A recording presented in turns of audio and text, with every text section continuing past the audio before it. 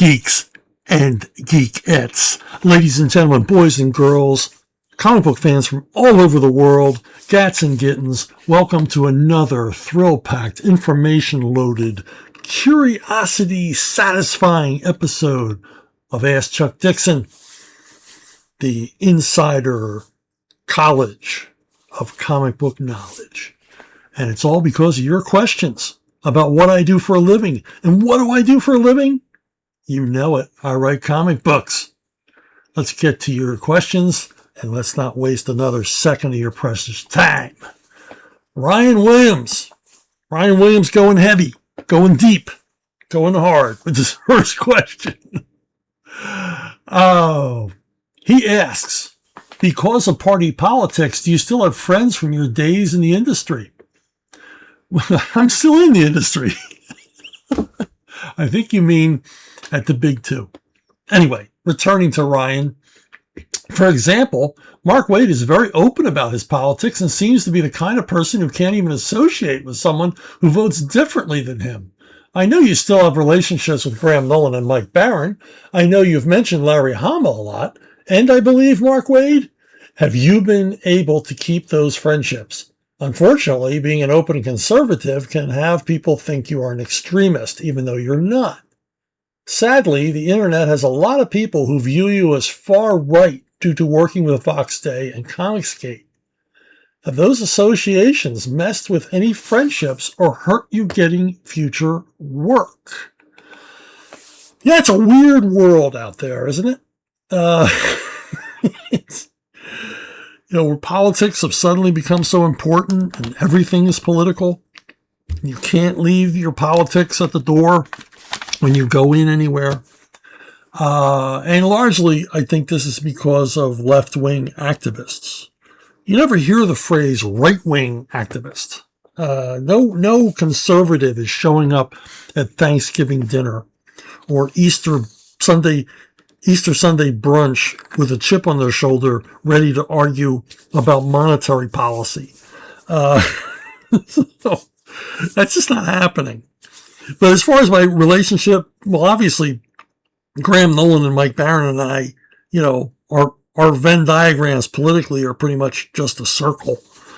So obviously I get along with them. There's no problem there. But I was at a convention not that long ago. Actually, I haven't been in convention in a long time. So yeah, it was probably about 8 years ago. And I was seated next to a certain artist I will not name. And we were getting along great, talking about comics and the business and being a freelancer and all this stuff, that you talk about when you share a vocation. And everything was going great until his wife noticed him talking to me. And she basically pulled him aside and said, don't talk to that guy. He's one of those filthy conservatives. He's a racist and a homophobe. So definitely he sort of gave me a, apologetic look and didn't talk to me again. And subsequently we've been at shows together different times and he doesn't talk to me because he doesn't have his wife's permission. That's weird. So, now, Larry Hama, you mentioned Larry Hama. Larry, I didn't fit in with his template on Facebook. Larry is a performer. He has a persona. I respect that. And he took me off his Facebook. Now, I'm not blocked. I still see his posts and things like that. And he told me privately, basically doing this for professional reasons. And I'm like, cool, Larry, I'm cool with that. I'm fine with that, and Larry, to me, it's not even politics. Larry's Larry. It's like, I don't think he's not an ideologue like Mark Waid. Mark Waid is an ideologue. He is a far left guy and he goes right down those tracks. No variation. He's in that part of the left where there is no debate about anything. It's not allowed. If you debate the issues or question anything or simply want to have a conversation about the issues, you are canceled. You are out. You are dead to them. And that doesn't happen on the right. We're always arguing on the right. There's these enormous debates right now going on the right about, the war in Iran, Israel, a bunch of other issues. And that's good. That's a good thing that there's lively debate on the right, whereas the left is monolithic. Because I think a healthy debate, I know I'm off on a tangent, but it's my show. Healthy debate encourages longevity amongst a political group. Lockstep, unquestioned obedience shrinks your base. And I think that's what the left is seeing now. Their base is shrinking every day. Without the media, we wouldn't even know they existed. So that's happening. But as far as, friendships, back in the day, your editors didn't care about your politics. They just cared if you handed your stuff in on time, if you were reliable, if you could keep your word. And now it's about political affiliation and even more. I mean, comics are always cliquish. There's clique. I mean, I was in a clique, and there were other cliques, and you weren't welcome in this clique, and sometimes it had nothing to do with politics. I mean, I noticed like late 90s, early 2000s, we were moving toward, if you don't like the group I like, if your playlist doesn't match mine to enough of a degree, I don't want to associate with you.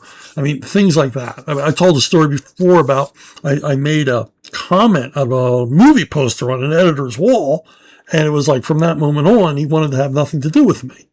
So it's like, what? And now it's all politics. So in the big two in the editorial departments. So they're only going to hire people totally in sync with their political views, which is weird, or pretending to be. I think an awful lot of comic professionals who I know previous to 15 years ago were not political are suddenly now left-wing advocates. And I know it's cardboard. It's fake. They see it as job security. But you see this all across entertainment. People either remaining silent or speaking out, and how many of them really believe what they're saying, and how many of them were just told what to say. But you see it all the time in comics, division over silly things. And unfortunately it leaks into the interpretation of the characters. People arguing where do these characters stand politically? Well, they don't stand anywhere politically because they're not real. They're fictional. And in any case, I mean, I'm still good friends with people who I don't agree with, who have never voted for the same people I voted for. And some have. I mean, to name names, I mean, Scott Peterson, I still consider him a very good friend.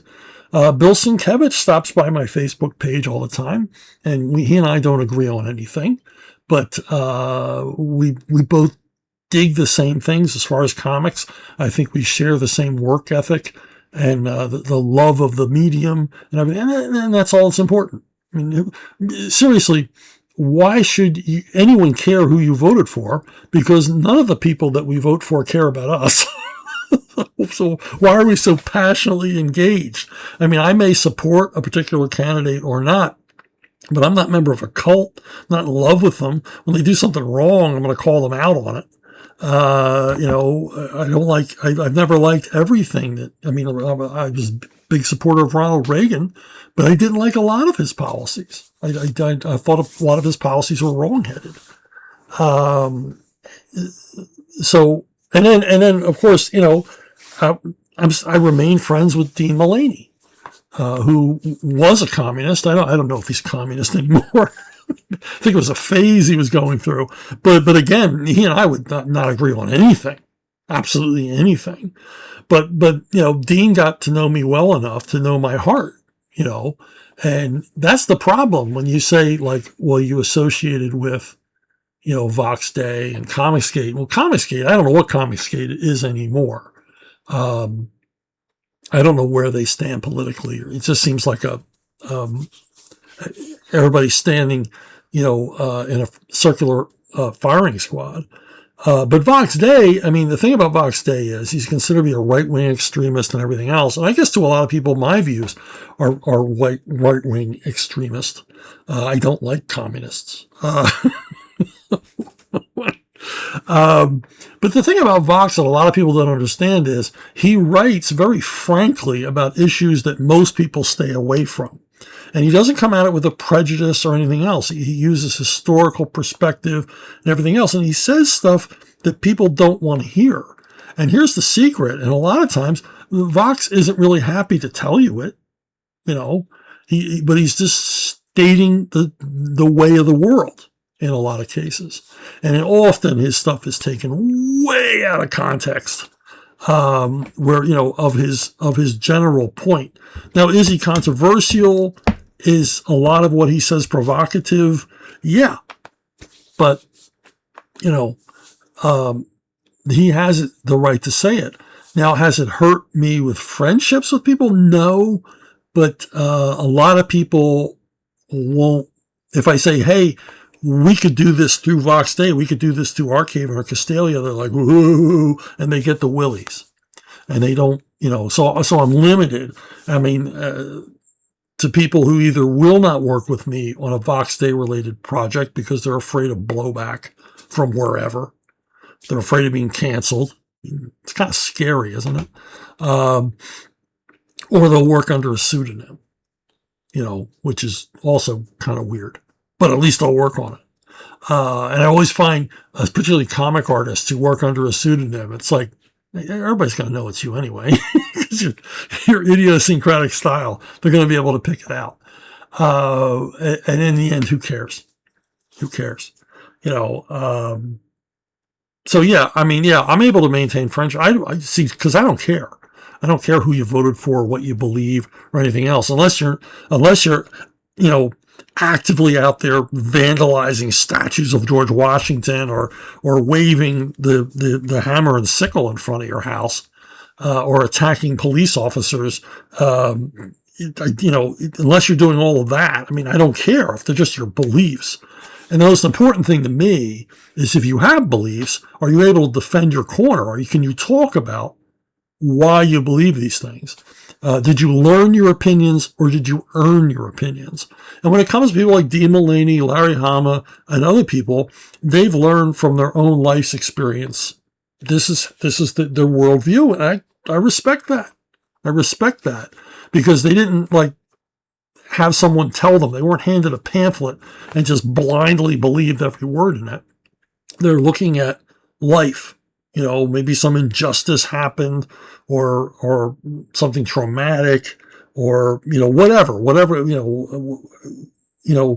they were raised this way.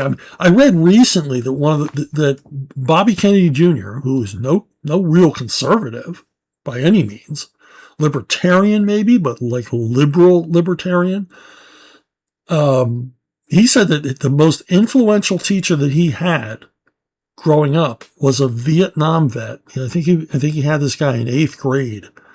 He's a Vietnam vet who was pro-Vietnam War. This would have been while the Vietnam War was happening. And he was a member of the John Birch Society. If you know anything about the John Birch Society, far right-wing, anti-communist organization, and who proved to be right about everything as time went on. Right about all of their claims about Soviet communist influence in the United States. But in any case, Bobby Kennedy said that even to this day, he doesn't politically agree with this teacher who influenced him.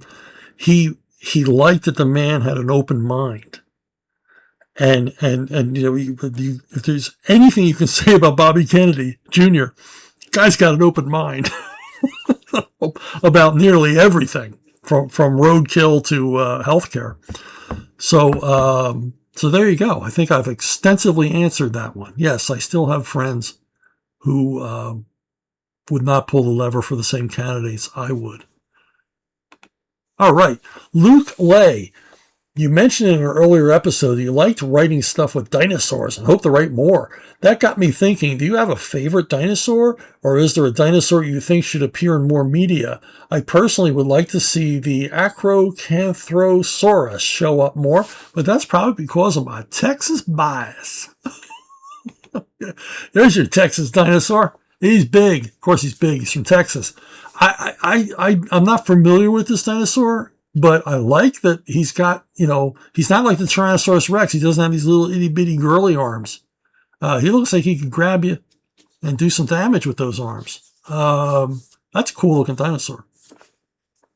But, yeah, I mean, I like dinosaurs. I like a whole bunch of them. I like all the same ones everybody else likes. I like the pterodons and pterodactyls and all that stuff. But I'm interested in all kinds of prehistoric life. I'm fascinated by thecodonts. Thecodonts existed before theropods, dinosaurs are theropods. Thecodonts are like these really weird mutant hybrid mix of mammal, lizard, whatever. And they ran around on all fours. And they're like the ancestors of crocodilians and alligators and things like that. Although they were warm-blooded, they're really weird creatures, and I've used them a number of times in comics. There was a recurring villain, a cross-gen. I can't remember the name of it. Thraxus, who was a super evolved thecodont from some alternate dimension. And I think they are really cool. I also like prehistoric mammals. This is a giant beaver. And you're like, what? Giant beaver? Yeah, giant beaver. Here's the size differential. Here, let me blow that up a little bit for you. That's a big frickin' beaver. And they were mean. Now, beavers, normal-sized beavers, which are bigger than you probably think, are dangerous. They're very territorial. Well, you can imagine what giant-sized beavers would be. They'd kill you. Absolutely. But the thing is, everything was big. Moose. I was at the Natural History Museum. I've been near a moose. I mean, very, very close to a moose cow. And they're huge. So much bigger than a horse. It's an enormous animal. And I was at the Natural History Museum in New York, and they had the fossilized remains of a prehistoric moose. This frickin' thing could look in a third-story window. No lie. It was huge. It was enormous. Its antler spread was like a Cessna single-engine plane. I mean, it's impossible to imagine something that big. A mammal that big, a land mammal that big. But so the giant beaver, and all of these animals, all of these prehistoric animals on the North American continent, were hunted to extinction by the earliest Americans who showed up, the Native Americans who showed up and hunted these things to extinction because they were so freaking dangerous. And the dams that giant beavers built, I mean, they were creating inland seas. These big bastards. And I featured them, if you want to read some action stuff, in my fourth Bad Times book. Eldorado has a whole sequence, basically climaxes at a giant beaver dam, which sounds silly, but people have told me it's one of the scariest sequences I've ever written, because they must have been nasty. They can hunt you down, hold you down, and go to work on you with those buck teeth. And the claws. Anyway, yeah, I'm geeking out here on prehistoric animals. Twin spin. Okay, Luke Lay is back with my second question is about Stephanie Brown. How much of her costume was the choice of the artist? Did you give any suggestions or feedback? Was there any particular reason why purple was chosen for her costume? I imagine purple was chosen because of the dark color. She's going to be she was a Batman related character, so nocturnal. So you're going to stay with the dark colors. We already had blue and gray with Batman, and I think that was all left up to the colorist. I don't recall that Tom Lyle, who did the first images of Spoiler, I don't think he provided any kind of model sheet. He just started drawing her. And I know he didn't provide any color guides. So Adrian Roy would have chosen the colors for spoiler and chose well. It is a purple and black motif for her outfit. And as far as her outfit, I mean, it's not enormously groundbreaking. She's got a hood and a full face cowl, you know, a la Moon Knight. So that's not that different. And it's got kind of an outfit. It's almost like it's like a spandex outfit, but it's almost like a skiing outfit or something. I mean, the idea being, I remember talking with Tom about this when he asked me what would her costume be like. I said, this is something she would cobble together. I mean, Stephanie was not a seamstress.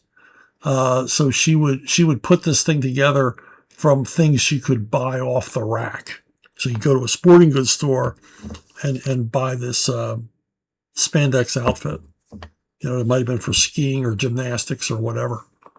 So, not far afield from how all of the original superhero costumes are created. Superman, Batman, all the rest. Why do they wear skin-tight outfits? Because athletes at the time wore those kind of outfits. Athletes in the 30s wore tights. Acrobats, circus acrobats, and performers wore tights. And so that's what they went with. So there you go. Hey, it's Dara O'Sullivan. He says, I once heard someone say that there's no such thing as a bad idea, just bad execution. Or as Roger Ebert put it, it's not what a movie is about, it's how it's about it. Okay. Take Superman, for example. An alien baby is placed on a ship to escape a dying world.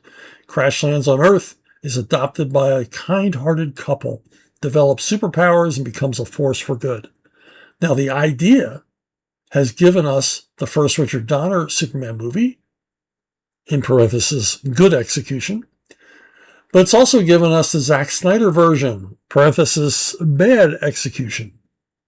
What is the Dixonian take on this? Do you believe there's no such thing as a bad idea? Or are there just some ideas, or are some ideas just beyond redemption? Yeah, Superman, I mean, you can take it,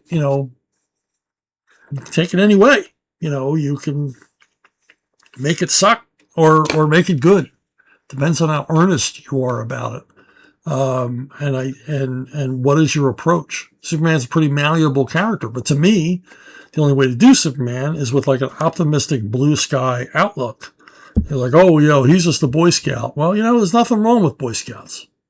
Old ladies trying to cross a busy street, Boy Scouts are okay. But I'm going to use the example of Frankenstein. I mean, Frankenstein, amazing concept, fantastic idea. Mary Shelley really hit something there that obviously is eternal.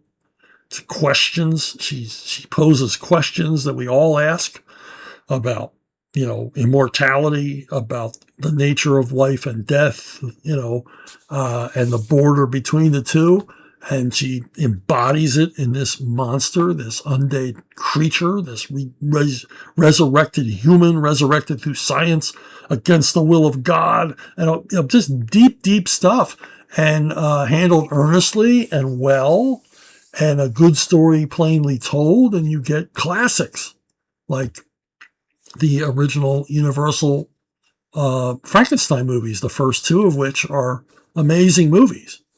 And quite deep for basically what is a creature feature of a horror movie. But they pose those same questions. They change the story around and everything else. But, Frankenstein, Shelley's novel is open to a lot of interpretation. There's a lot of unknown country in that book. There's a lot of stuff that needs to be filled in when you move it to a visual entertainment, because she doesn't describe a lot about how Dr. Frankenstein reanimates these things, so she doesn't get real into that. But good story plainly told is the way we'd go with Frankenstein, because it's such a great story. But you can take Frankenstein in any direction. You can go crazy. You can go nuts. When Graham and I did it with Joe Frankenstein, we did our own version of it. A little bit little bit more lighthearted, high adventure kind of story, as opposed to a horror story. Or you can make it tedious and pretentious and boring. Of course, you can do that with anything. And some of our most talented filmmakers have failed to create a version of Frankenstein worth rewatching, in my opinion. I know that's controversial. Some of you are going to disagree. But I posted about this on Facebook recently and was astonished by how many people agreed with me. Any case, it is all about interpretation. You can have a great story and do a horrible job with it. Or you can have a completely ridiculous idea, completely nuts, and go for it. And just be earnest and put everything into it and believe in it and make it work. Not only make it work, but make it really cool. So that's really what it's about. It's about how much you're willing to invest yourself, how much you want to believe in this. Because if you start throwing out what you think are bad ideas, you're just going to go with the conventional every time. Sometimes you just got to go, man, that idea is so nuts. People, they're either going to love it or hate it. But you know what? They're not going to be bored. So you don't want to bore people. You want to throw stuff in there that's just simply crazy. And when you think about it, there's a lot of great classic films, classic novels, things like that broke convention. And that's why we remember them. They went with something nuts. The movie Psycho, the studio must have had kittens when they saw that movie, when it was lensed for the studio execs. Because it's like, okay, you're killing your main character in the first 20 minutes? Now, and the rest of the movie's about the nut job behind the counter at the motel? What? They didn't do stuff like that back then. It starts out at what looks like a little thriller about this woman embezzling money from the bank, and goes a screaming left turn. So they must say, this movie's going to tank. This movie. That's why it was shot on the cheap for a Hitchcock film. Psycho is shot on the cheap, and it's not only shot on the cheap. It's shot with Hitch's TV crew. He doesn't even have a movie crew on it. He used the same crew he had on his weekly television show, and they shoot it in black and white. Studio had no faith in this movie. And it's iconic. It was a game-changing movie. And, Hitch could have just given up on the whole idea. But he believed in it. So don't throw out bad ideas. Write them down. Maybe you'll fail, but maybe you'll come up with something amazing. But I'll guarantee you this. If you throw away all your bad ideas, you'll never come up with anything amazing. You'll never come up with anything different because you were conserving risk. You were worried that, what if people don't like it? You can't care about that. When you're a creator, you can't care about it. You go, well, I like it. And that's all that's important. And I always assume that if I like it, it's got to be some other people that are going to like it too, going to think it's cool. And they're going to think it's even cooler than I thought it was because it's going to come to them as a total surprise. I've been walking around with this idea for a year, 2 years, 10 years. And, it's no longer a surprise to me, but I still think it's worth exploring. So there you go. Twin spin. We're spinning everywhere today. Spinning.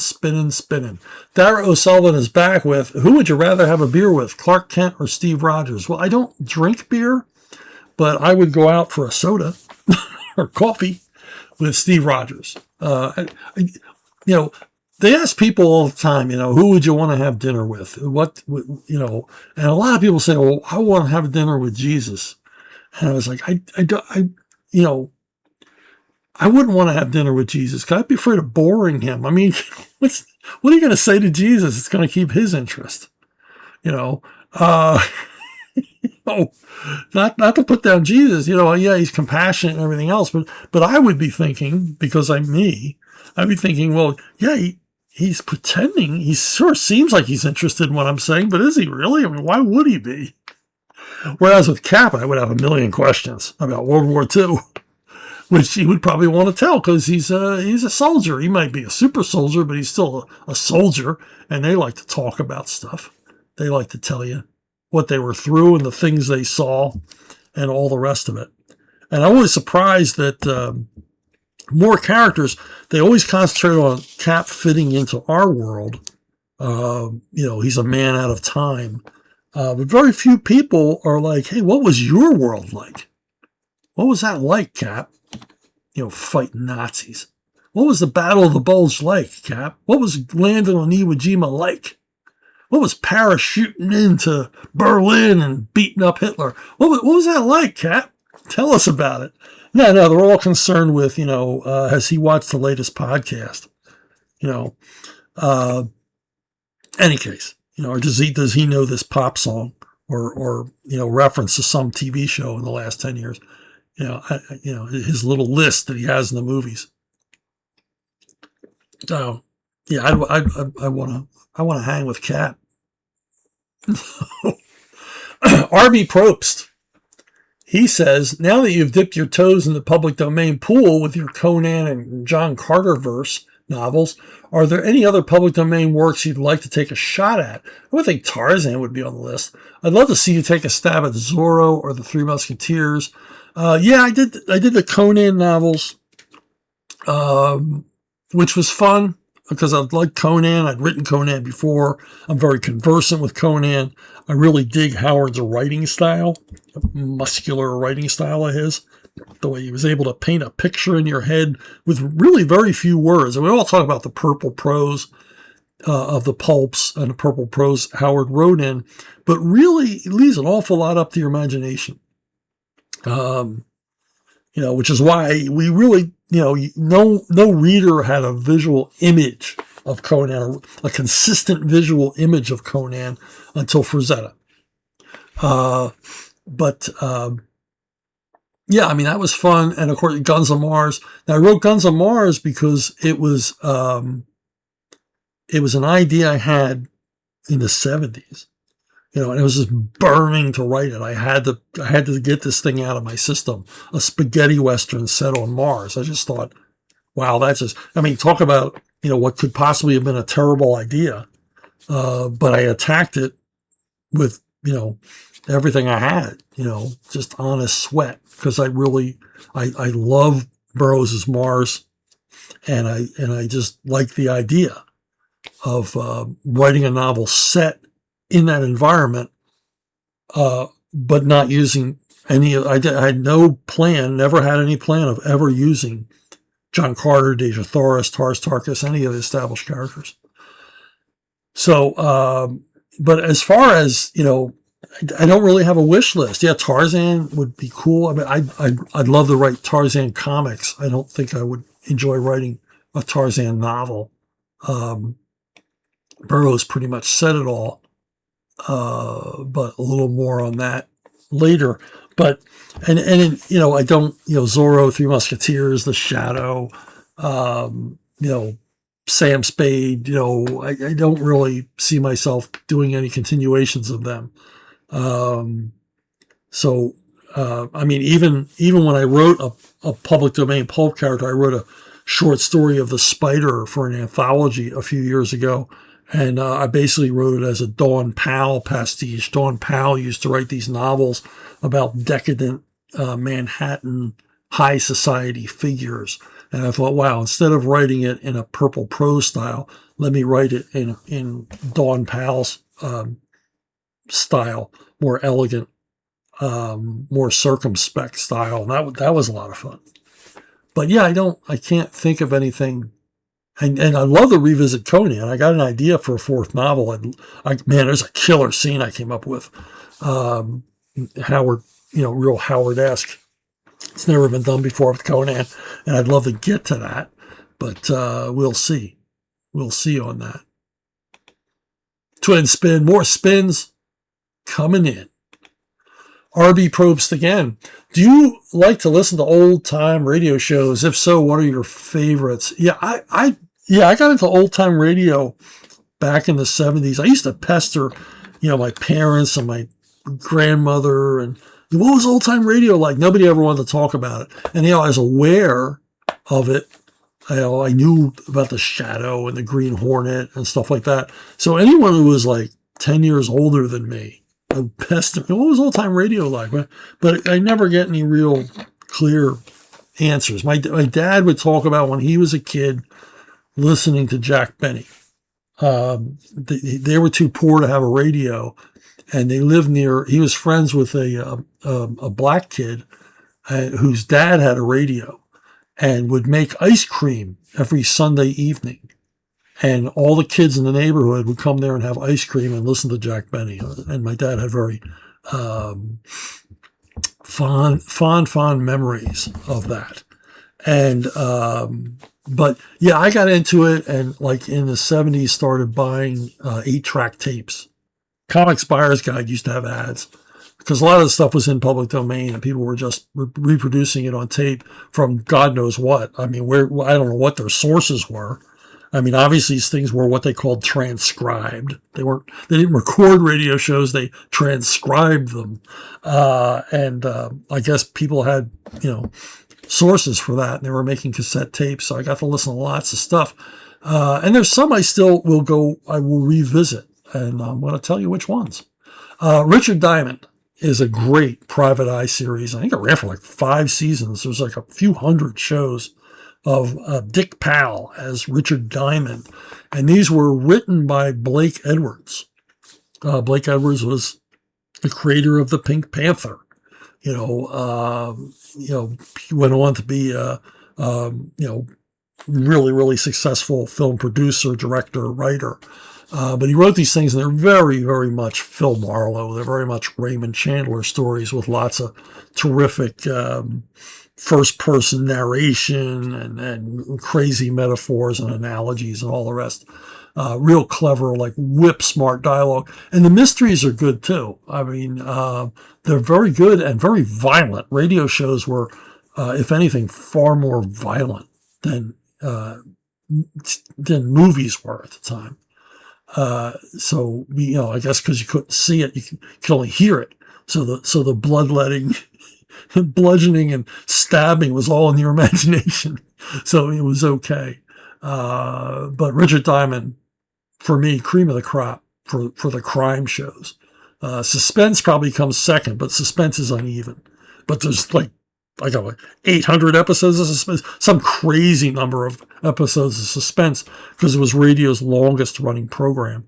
But it's, they're not all great, but some are fantastic if you get to check them out. You can go on there's internet archives and all these things that you can download them for free. Fort Laramie, of all of everybody talks, well, not everybody, but radio fans will talk about Have Gun Will Travel on radio, Gunsmoke on radio. These were radio shows before they became television shows. But my favorite is Fort Laramie. And it was about a cavalry unit in Wyoming, obviously, and Raymond Burr as a sort of a grizzled cavalry captain. And the stories are tough. They're like inspired by like James Warner Bella stories, really sometimes bleak stories about Indian wars and fighting out on the prairie and life as a cavalry soldier and everything else. I think this ran 2 seasons, and I believe it was syndicated. It didn't have a sponsor. It was a syndicated show, but it's definitely the best Western. Sound effects, everything about it. The writing is top-notch. Every single episode. Most people probably never heard of it. Even some, diehard radio fans haven't really heard of Fort Laramie. The other one is Quiet Please. Quiet Please, I believe, is available on Amazon Music. I know it's available on Audible. And this was a syndicated show made at WOR in New York City. And the thing, it was like a spooky, scary, suspenseful show. What was unusual about it is it only had one performer. His name is Ernest Chappell. And the things this guy could do with his voice were amazing. And mostly, there were sound effects and all the rest of it. And there was music, creepy music. But most of it, it was Ernest Chappell's voice. And the thing about Quiet Please is every episode was different. There was one about a giant fly, creeps you out.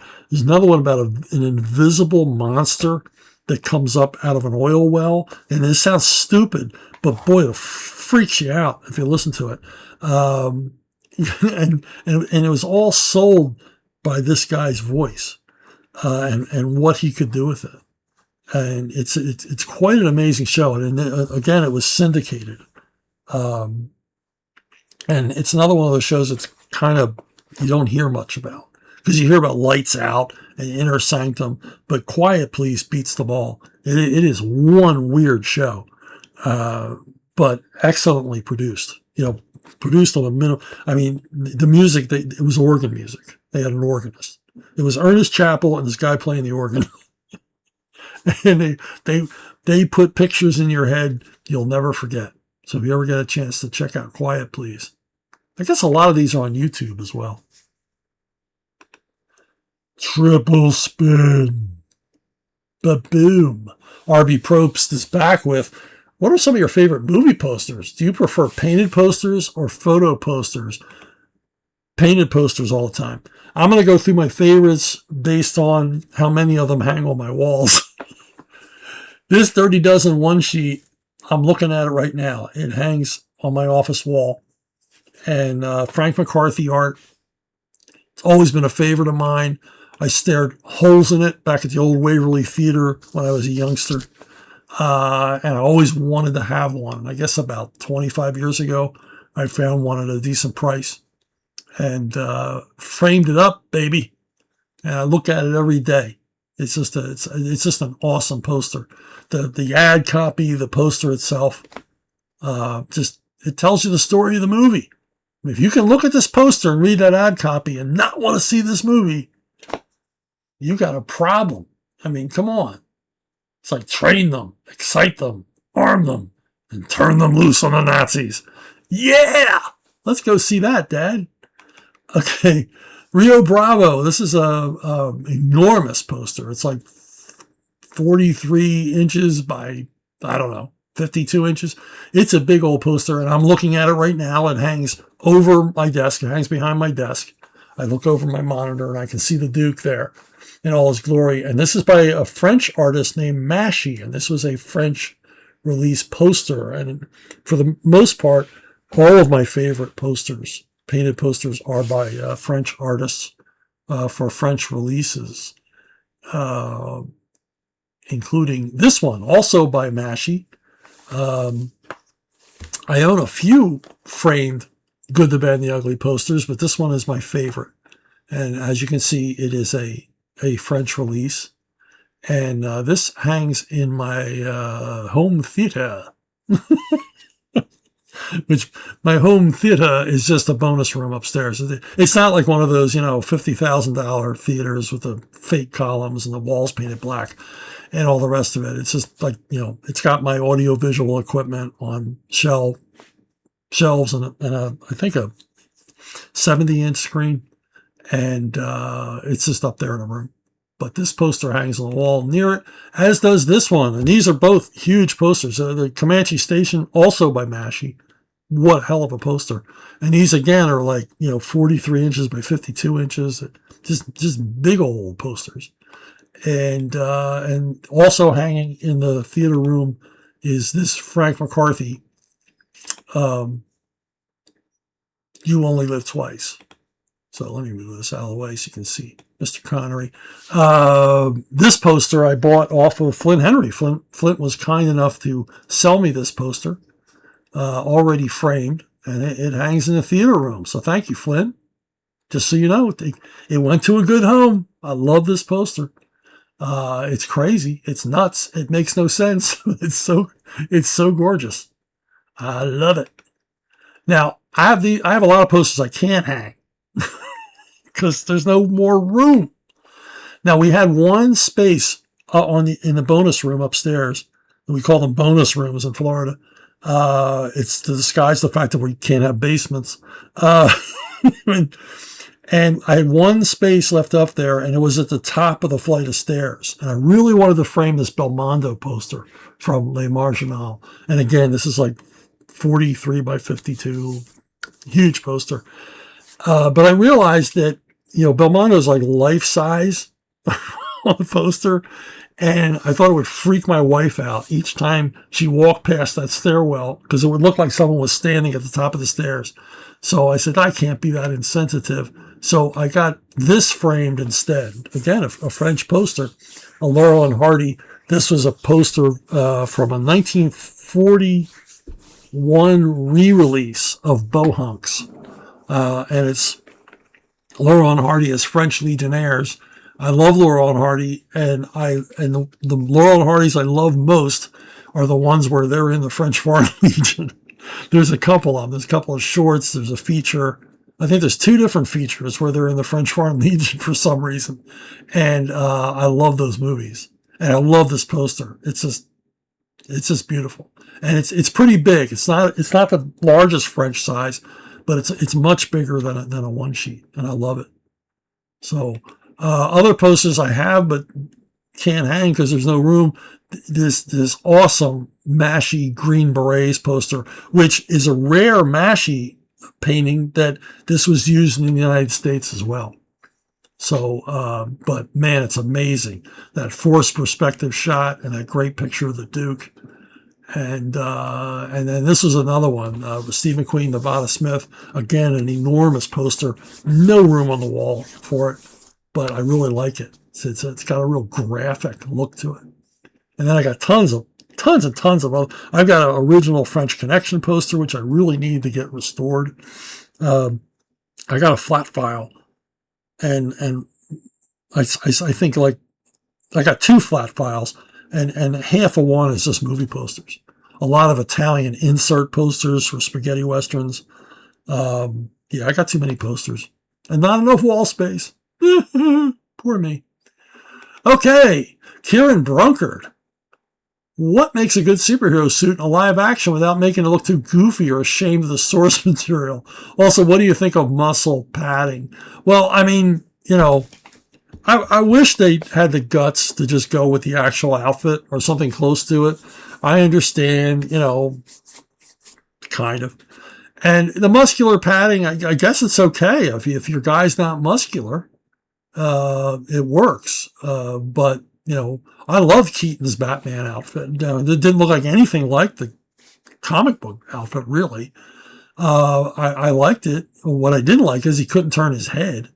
I mean, look at here. The rubber cowl doesn't even totally fit his face. I mean, Adam West's outfit fit better than this did.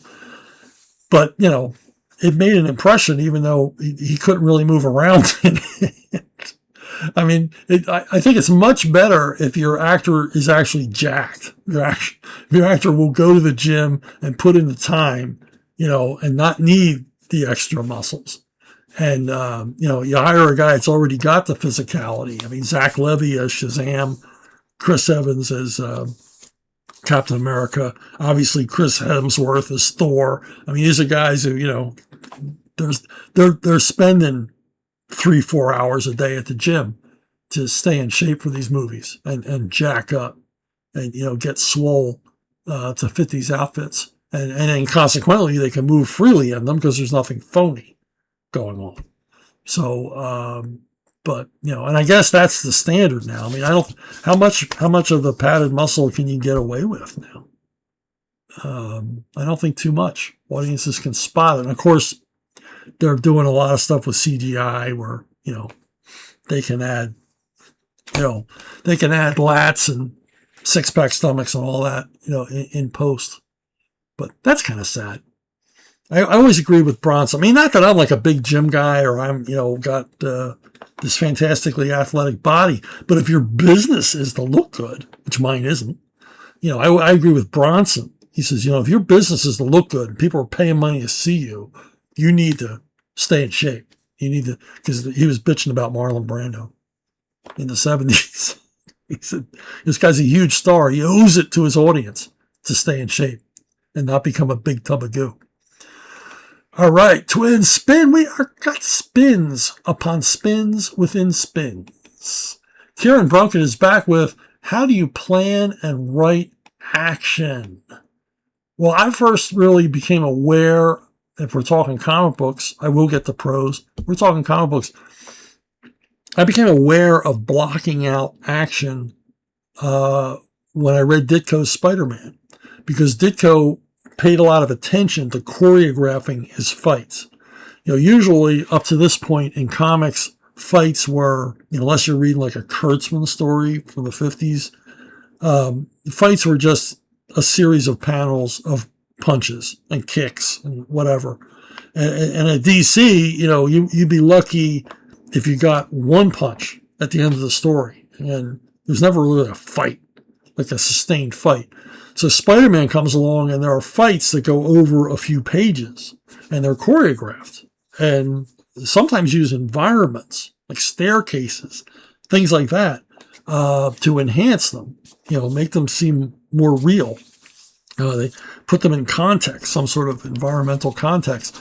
And that's when I really started paying attention, to what Ditko was doing, how to block them out and how to keep it clear. And again, location. When I started writing comics, I realized I don't want to have the fight just happening on a rooftop or in an abandoned warehouse or whatever else. I started thinking about, the fight should happen in an interesting location, and better yet, a location that is dangerous in itself. A factory where, with molten steel being poured, or, atop a moving train or whatever, something that, not only is the fight moving and you're choreographing and blocking out the fight, but you're also blocking out where the characters are in this environment. So it just seems more real. You got a 360-degree environment that you're playing in. And what opened my eyes to this kind of stuff was, I remember when I was a kid, the fight at the end of the movie The Vikings. I mean, whoa, vertigo-inducing fighting on the roof of a cathedral, and how the environment is used to enhance the suspense. But what really opened up was Hong Kong action films, particularly Jackie Chan. Jackie Chan just never fights anybody in an empty room. He fights them in a pachinko parlor, or in this case, a room full of ladders. And uses that environment, uses those props and everything else. And that was like what I would aspire to, is to do that kind of stuff and to keep it clear. Another guy who's inspiration to me is Sam Peckinpah, particularly in the movie The Wild Bunch. When I read that the conclusion of The Wild Bunch was not storyboarded, that it was all thought of in Peckinpah's head, while they were filming it, like he gets up that morning and everybody's in costume, like, okay, what do we do? Where do we put the cameras? And he's working it out over what a week, 2 weeks it took to film that climax. And he's just working it out in his head. And I found a photograph years ago, taken of him sitting, unaware. It's this candid photograph of him sitting, thinking about like the next, where he's going to put the camera next. He's sitting there and you can see he's thinking about how he's going to block this scene out. And he's on set, on location. And I took that photo, I framed it and hung it on my wall because it's inspiring to look at it. Look, this guy just did this in his head. And he understood the 360-degree rule, the blocking, keeping it clear, making sure you know where everybody is, even though you're doing, zip, zip, zip, zip, zip edits. The audience never gets lost. They know where they are, and they know where all the characters are at all time. And that's a really important thing, particularly in comics, is clarity.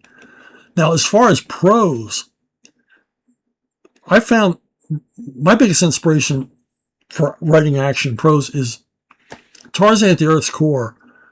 Toward the beginning of the novel, there's an animal stampede. And even if you don't ever read this whole novel, pick it up sometime and read the animal stampede. It's amazing. It's an amazing extended action scene. It's chaotic and frightening and suspenseful and epic. But he keeps it clear. Burroughs was a master at writing action. And he keeps the whole thing clear. And then, I just fell in love with the sequence. I've read and reread that sequence over and over and over again to basically pick it apart and see, how did this guy do this? How did he put this together? And what he did was he made sure that you were seeing the action from the point of view of somebody. If I remember correctly, part of your perspective on this scene is from Tarzan's point of view, and part of it is from Jason Gridley's point of view. If you know Burroughs, you know who Jason Gridley is. So you're seeing it from two different points of view and getting the whole picture of this enormous, crazy, thousands of animals stampeding through the forest and over this veld and whatever. Just nuts. Just crazy, crazy, crazy story. Crazy action scene. And another one, which I read and reread, and today I picked it up just to reread it again. The opening chapter of L.A. Confidential, where Buzz Meeks is basically ambushed. Detective Buzz Meeks is ambushed. Is a remarkable. I think it's 3, maybe 3.5 pages long. It's a shootout and fight in a confined space, and it's an amazingly lean piece of writing that's all action and really brings you in. And it's got it's really brutal. But it brings you in and keeps things clear and creates this like terrific images in your mind, these terrific, horrific images of desperate men, trying to kill one another. So, but yeah, I mean, generally blocking out action, that's the important thing. You want to have clarity and locale, and you want to, make sure it's interesting throughout, for various reasons. And multi-layered is good. I mean, a fight where maybe the goal isn't just to defeat the other guy. Maybe there's maybe they're fighting and as a reader, or you establish as a writer that they need to escape from this room for whatever reason. There's an encroaching fire, or it's flooding, or they face some other danger while fighting. Just whatever you can throw into the action scene, you throw in to just make it vital, to make it urgent that one side or the other win. So there you go. There you go. All right, triple spin. Boom, boom, boom. Kieran is back with, when it comes to world building, how do you do your research? Well, world building, I mean, I just make it up. I make it up. But, I'm building a world that I want you to believe in, so you've got to be able to relate to it to some degree. So a lot of it is just like my own experience, walking around, things I read, ideas I've seen, and it just sort of all goes into the hopper and comes out the other end with a whole made up world. But but it has to make sense.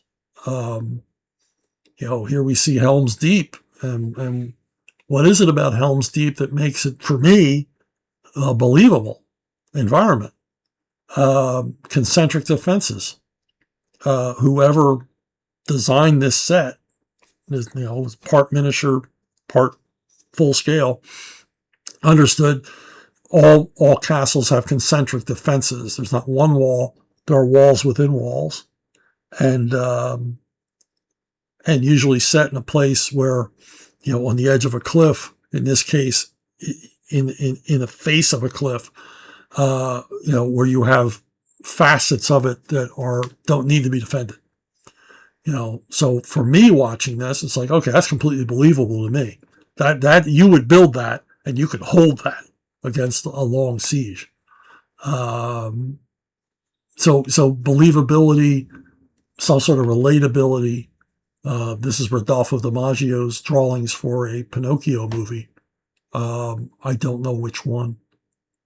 Was there yeah, I guess there was a recent Disney Pinocchio movie, which I won't blame Rodolfo for. But, this environment, it's all made up, but it's based on reality. It's based on like an idyllic Italian village, northern Italian village. So it makes perfect sense. So that's really what you got to do. Does this reality work? Is it consistent? You don't want to build worlds where the rules are changing all the time. So really, it's just about what you've experienced, what you've read. There's not really any research you can do other than, the files of arcane, trivial knowledge buried in your own mind. Or at least that's what works for me. So there you go. But I imagine, if you're making a film or whatever, you're looking at photographs. You're being paid a lot more, frankly, to do work like this than I get paid to write comics. So I'm sort of working on the fly by the seat of my pants. But you bring in someone like Rodolfo DiMaggio or Sid Mead or one of these other guys that do this production work, and they're doing research. They're either visiting places much like this, taking their own photographs, which I have done. I've taken photographs of places that I wanted reproduced in the comic, or you're just getting into it and going crazy. Unless it's a complete science fiction thing. But trust me, when they designed Helm's Deep and all the other castles and buildings and stuff in Lord of the Rings movies, they were looking at real structures, real medieval structures, and building upon that for inspiration. But they were probably paid a lot. they were paid to go to the library and look through books. They don't pay me for that. Hey, if you have questions, like the incredible questions we had this week, you send them to brunobookstore@gmail.com. brunobookstore@gmail.com is the most reliable way to reach me. And that's it. That's it for this week. I want to thank everyone for listening, subscribing, liking, spreading the word. And again, thank you for the incredible questions. And I hope to see all of you down the road.